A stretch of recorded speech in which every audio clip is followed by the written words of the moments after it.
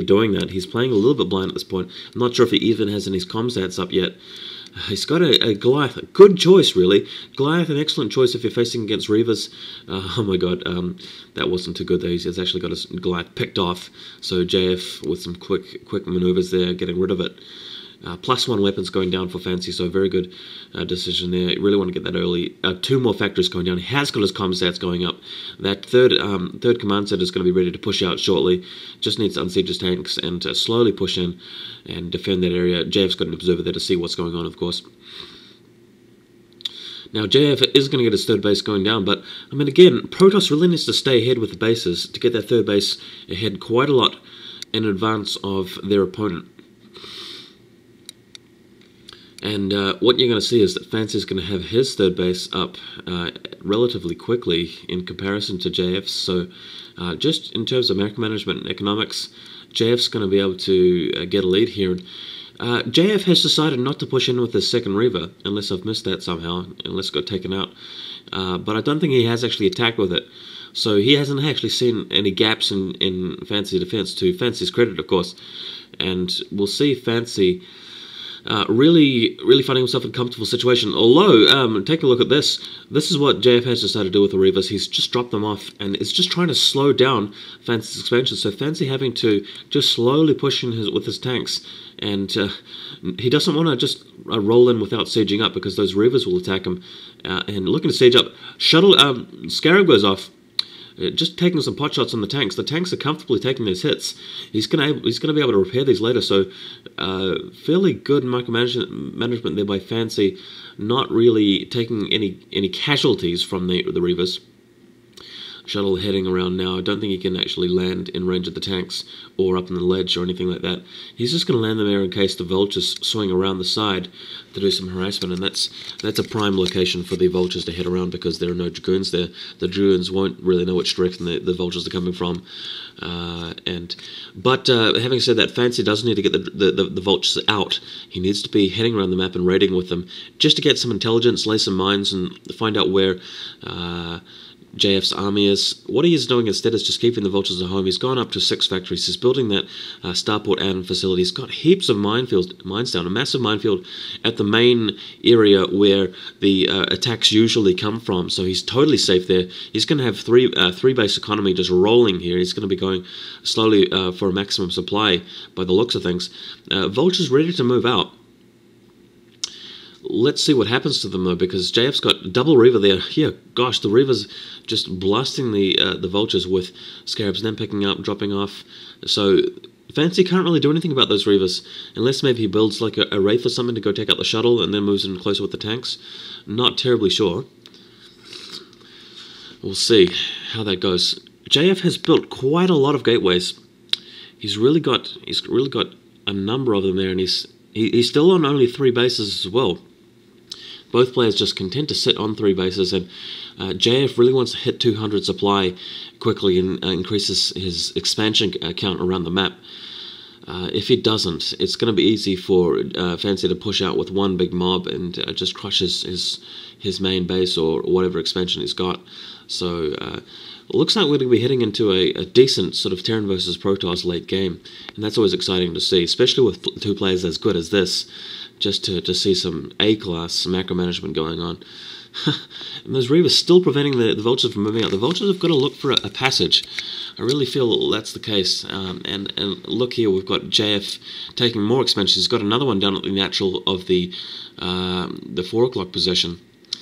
So now that he's going to be on 5 bases, he's really going to be able to support those gateways. He's going to be able to replenish his army after he's hit 200 supply and loses some units very quickly.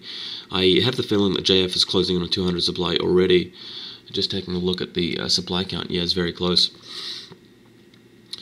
Now, JF's still looking for an opportunity to attack with that shuttle and Reaver load, with the double Reaver. He knows that that Fancy's turret placement is too good for him, though, and Fancy's still upgrading. If he moves out with 200 supply and 3 upgrades, that's just going to be devastating in the hands of a pro when you've got armies that big with the splat damage for the tanks. It's just insane.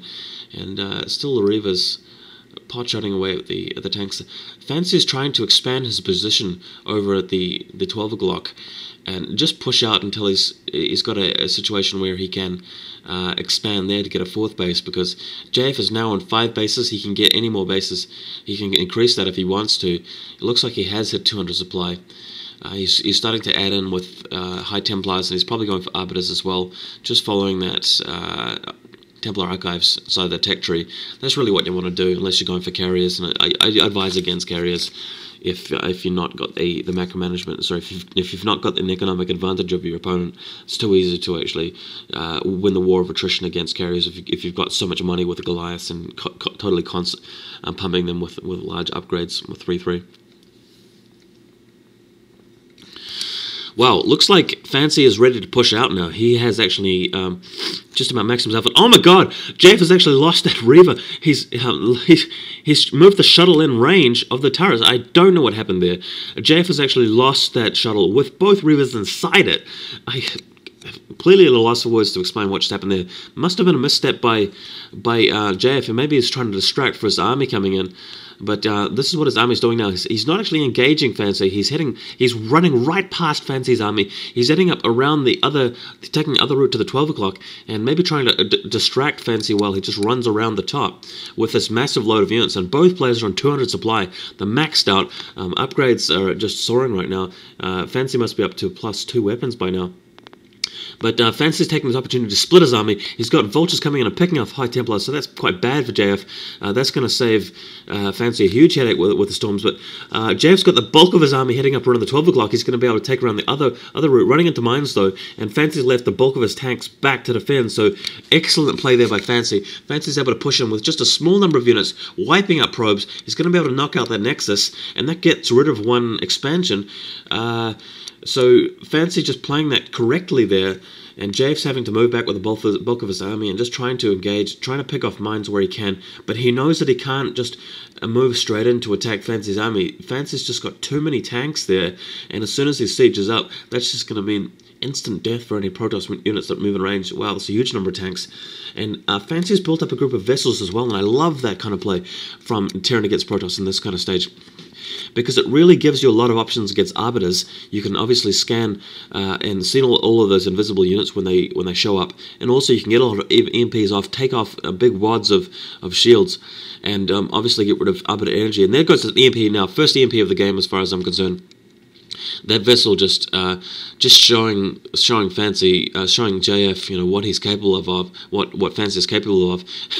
Got another tank here, and oh my god, Nexus actually got reduced to 1 hit point. That's a single hit point between JF losing a critical expansion and not. So very unlucky there by Fancy, but JF came just in time, and oh my god, 1 hit point.